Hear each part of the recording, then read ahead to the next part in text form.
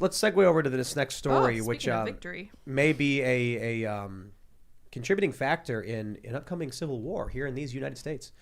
From timcast.com, Idaho passes bill banning abortions after 6 weeks. Idaho's Senate Bill 1309 is modeled after similar Texas legislation passed last year. The bill now goes to Governor Brad Little to be signed into law. Little has supported similar abortion bans, but has not yet offered public comment on this bill. The abortion bill does include exceptions for circumstances such as rape, incest, and medical emergencies. The current abortion laws in Idaho authorize abortions until the fetus is viable outside the womb, typically around 24 weeks. If the governor signs the bill, the new Idaho abortion ban could take effect as early as April. So we're seeing similar laws. They mention over at Timcast in Mississippi. There's Texas, and they say at least 12 states have introduced bills modeled after the Texas abortion ban. The Texas Law Senate Bill 8 empowers private citizens to sue anyone who helps facilitate an abortion after the legal limit. This is a big story because 6 weeks, I think, is, in terms of what we've seen across the country, the shortest amount of time so far, I believe, right? Because like 11 weeks was Mississippi and they got sued over that. Now it's 6 weeks. A lot of people, even people on the left, believe that Roe v. Wade will be overturned come June. So this is just another shot across the bow. Maybe it's not even the right way to put it. I mean, this is another law. Leftists, abortion activists are going to go after this absolutely, but it may be meaningless if come June they issue a ruling overturning Roe v. Wade. Mm-hmm. Well, and of course, they will not be able to stand the fact that unborn children are not being murdered in your state, even if that continues to be legal in their state. Well, I think there's sort of a defensive mechanism here as far as I think one of the big issues in our country is when people move from California or New York to Texas, because of Texas's success, it actually leads to failure. And so by doing something like this, it's actually not even about abortion. What it's saying is those people in Seattle and Washington State and Oregon right over the state line, I believe, of Idaho, who are moving into Idaho, it's saying stay out. And it's necessary to do that because otherwise Idaho will become Portland in however many decades. Well, very interesting. But I hear what you're saying, but think about the implication there.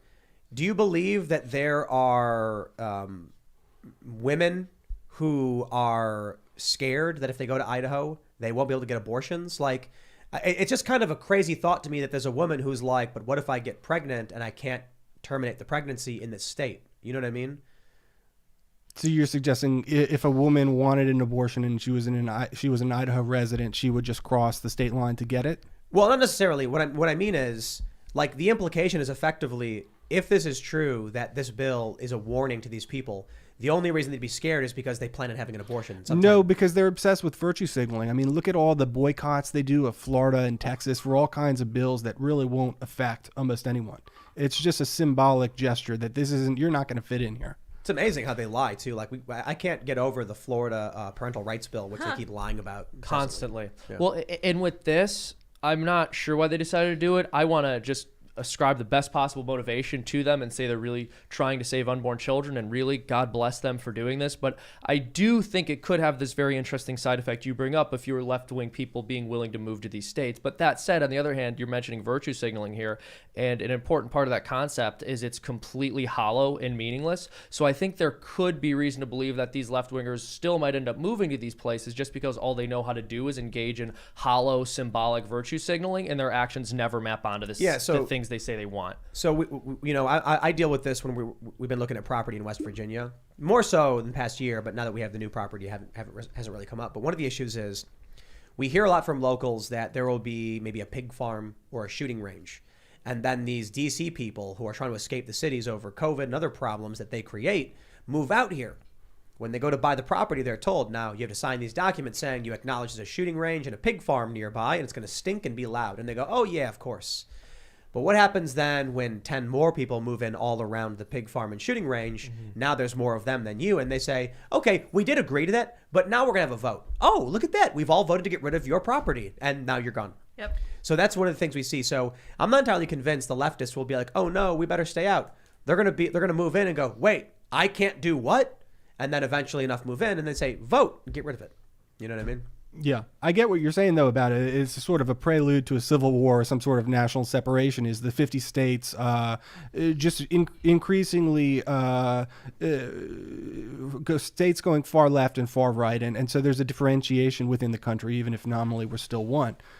because people are very mobile now, especially after coronavirus. A lot of people working from home. I think we're going to see people self-segregating politically. Absolutely. Yeah. So that was the point I was bringing up initially, is that I think abortion could be a great moral cause for the left or the right, which could be, on par with slavery. Of course, the left will probably scream at me for saying something like that, like what? Or maybe they'll agree. No, they'll agree because they say it is literal slavery for a woman to not be able to murder her unborn child. Right. So I've heard that argument. It's like the moral issue may be on par with that. Denying a woman her right, they could say, what did George Carlin call it? Being a broodmare for the state.